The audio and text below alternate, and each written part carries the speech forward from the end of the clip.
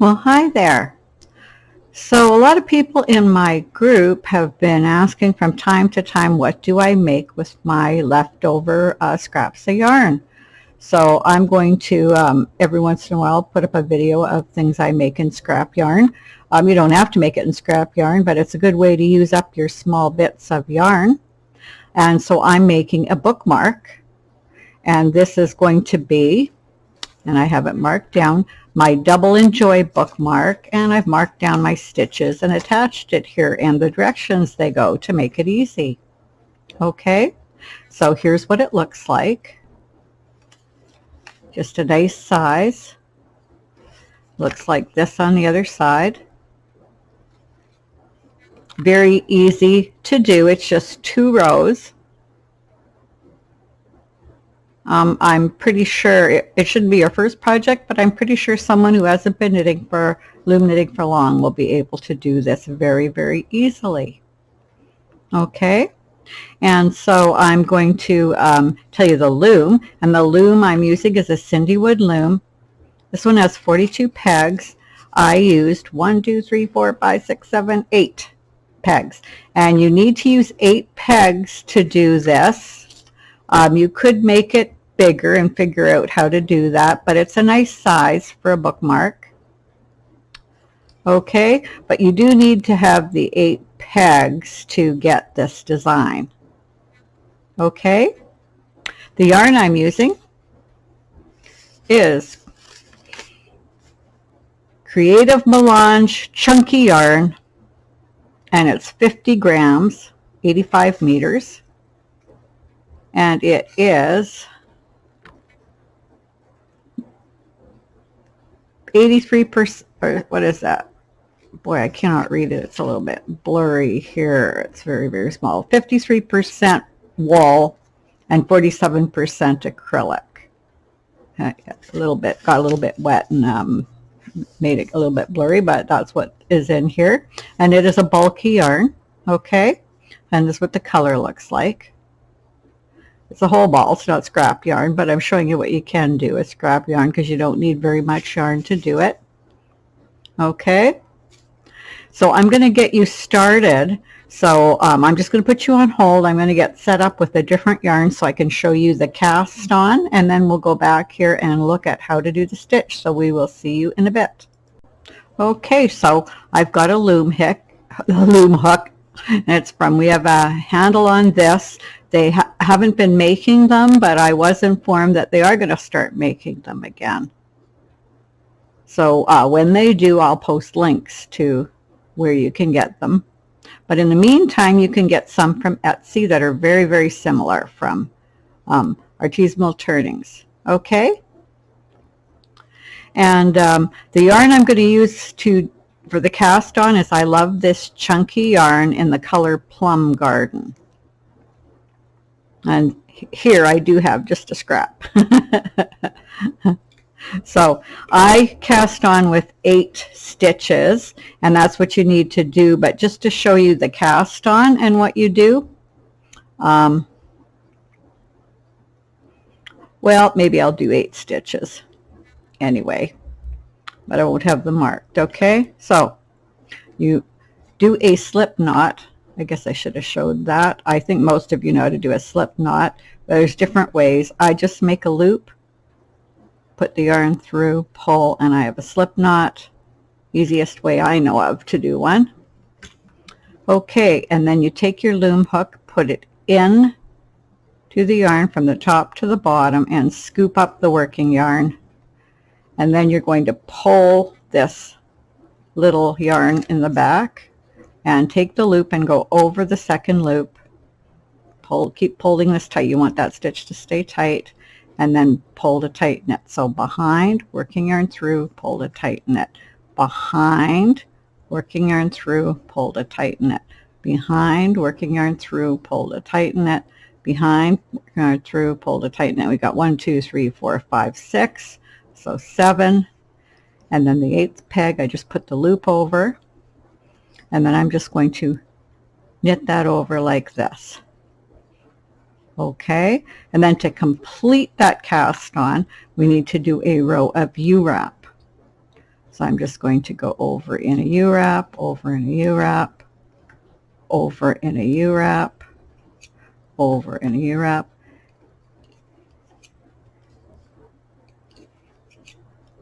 And that's all I'm going to do.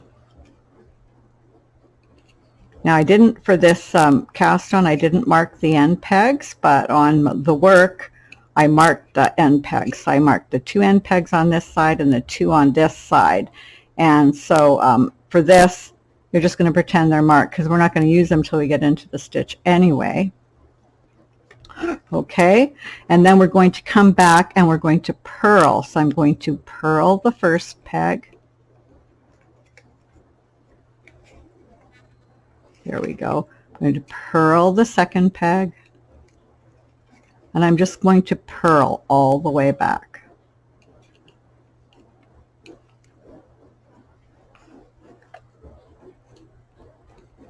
And this row will complete what I need for the basic rows for the cast on, but I'm going to do 2 other rows because I'm going to make sure that this work does not curl. So we're just going to knit, purl all the way back.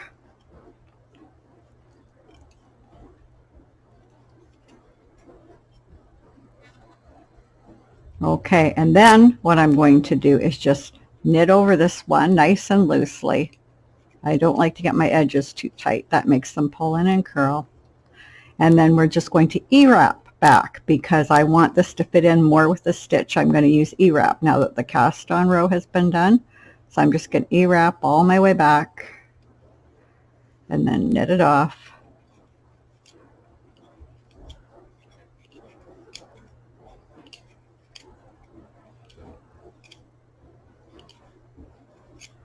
And then I'm going to come back and I U-knit there. Okay. And then I'm going to do a row of purl back.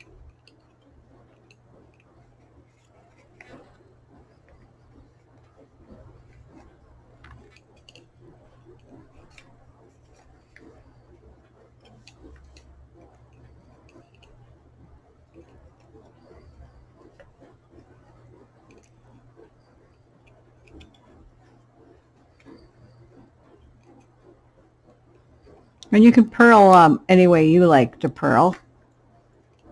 This is the way I tend to do it.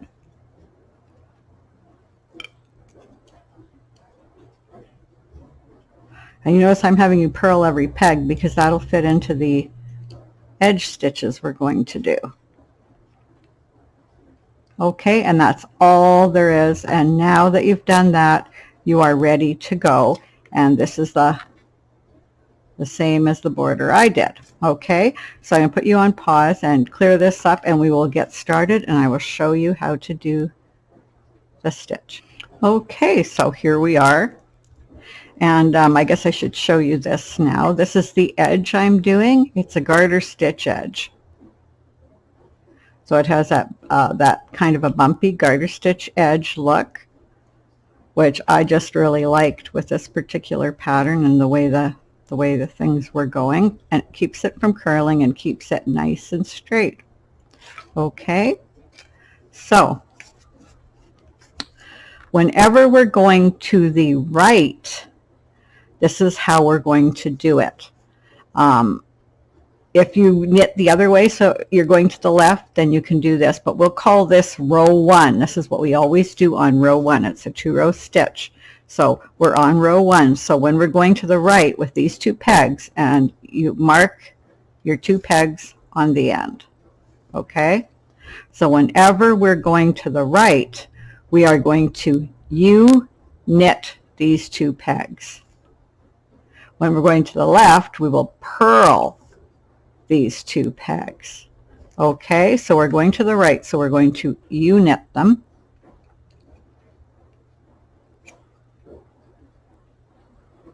Okay, when we are U-knitting that peg, you can E-wrap this peg because it will go in with the pattern.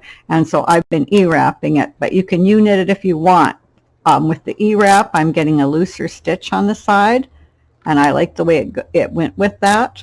made it stand out more, but you can also U-knit it. It'll be a little tighter on the side. I like these sides loose like that. That gives them less of a tendency to want to ever curl, no matter how you leave it folded or whatever. So now what I'm going to do is I U-knit that side, and I'm going to make sure it's nice and loose. So I'll loosen it. I'm going to E-wrap all the way down. Okay, so the first row is E-wrap.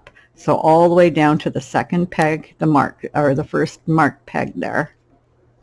I'm going to just E-wrap. Okay. That's all there is to it. And then I'm going to just U-wrap over this end peg nice and loose, and make sure it's nice and loose. And then you're going to come back and purl these two pegs because they're the marked pegs. So this is row 2. You're going to purl.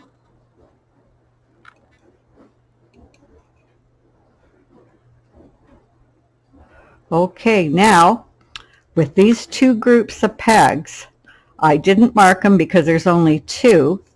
So you're going to E-wrap these two together, the first two together. And then you're going to come around from the back and go back and E-wrap the next two together. Okay, I'll show you that again. You're going to E-wrap these two together. So you go behind the first two here and in front. Then from behind you go over and wrap those two. Okay, and then you hold this yarn here and you're just going to knit these off.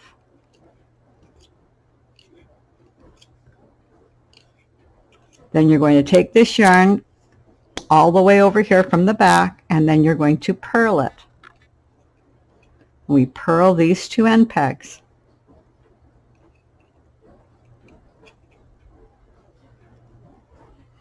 Now we're going to keep nice and loose, and we're going to come back and knit over this one. And then E-wrap all the way back, although you can U-knit the ones that are marked if you like that look better. Okay, and then just knit that off. And we're back to doing row 1 again. Okay, and we're going to the right. So we're going to knit over this one. Make sure it's nice and loose. I even loosen it up to make sure it is. And then I'm just going to purl it. Purl number 2 here. And then we're going to take these first 2 pegs and E-wrap them as one. Come behind and E-wrap the next 2. And knit that off.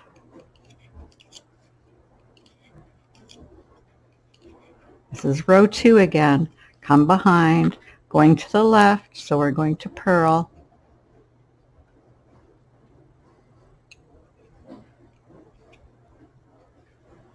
Okay, and so we can just look at it now, and you'll see that it's a lot longer just doing those rows. So we're just going to keep going till you get the length that you want, and I'm going to do it long enough to fit in the biggest book I'm going to be using it for. I'm going to be using it probably for a catalog or something of those lines, and then it will work with any book that I want to use it with. And this is a great project for gifts, for fairs you want to do. It's quite nice. So we will catch up in a bit when we're long enough, and then we will cast off. So we will see you then. Okay, so I've got my bookmark long enough. This is how long I wanted mine. You do yours as long as you want for however many books, your biggest book, I guess. Okay, so now what we're going to do is you're going to end on your row where you E-wrap the row. So I've E-wrapped it and I'm here. So if you've ended it and you're not on the E-wrap row, just go back to the E-wrap row and finish your E-wrap row. And then what we're going to do is purl all the way back.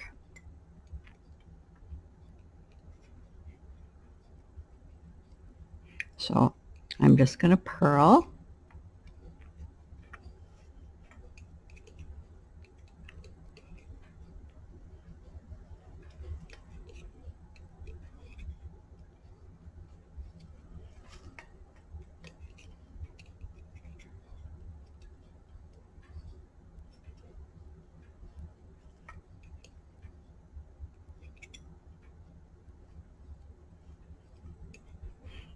and purl the last 2 pegs.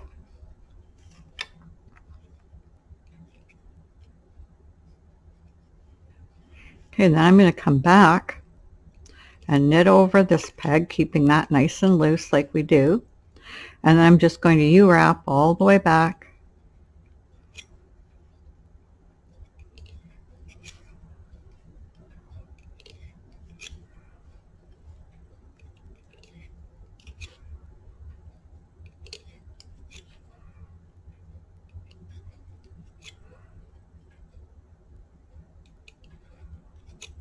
Keeping it nice and loose. And then I'm going to purl back again.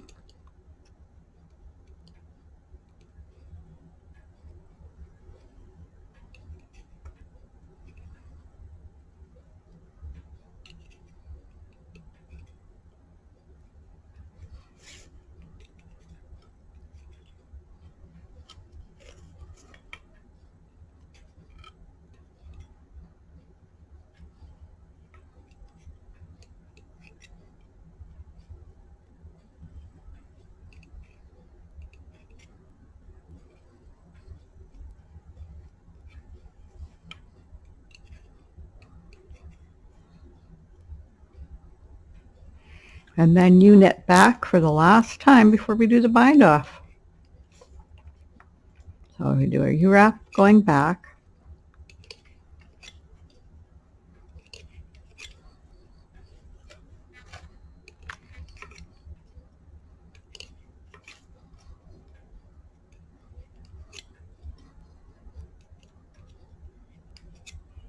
Okay, now I'm just going to bind off. So I want to have enough yarn to bind off. So I'm just going to take this and wrap it around like this to make sure I have enough yarn, and I'm going to cut it. So I just have to get my scissors. I'll be right back. Okay, so then I'm just going to cut it. Okay, and then I'm going to get a needle. Okay, so now I'm going to thread my needle.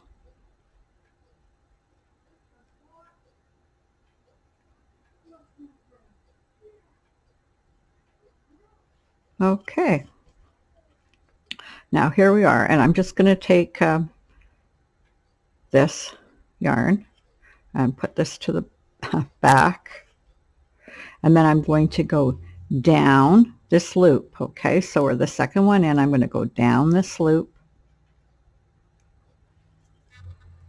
like that, and then I'm going to go back up the first loop, and then I'm going to go back behind and keeping it fairly loose, and I'm going to go down the next loop. I'm going to go back up the loop before, and then go behind and go down the next one. And don't let your yarn get all twisted up there. Okay, and then I'm going to go up the one before, behind again, and down the next one. Up the one before, behind, down the next one. Up the one before, behind, down the next one.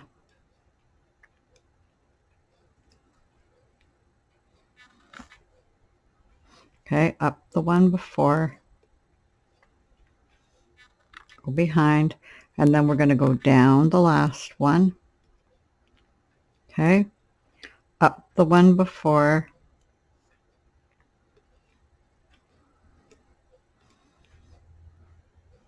and then we're just going to go down here the last time to be on the end. Okay, and then I have this here, and we're just going to take it off the loom.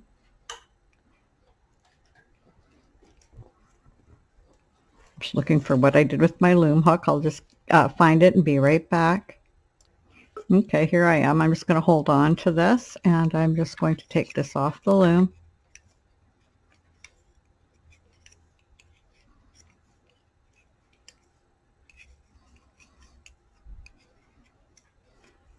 Okay.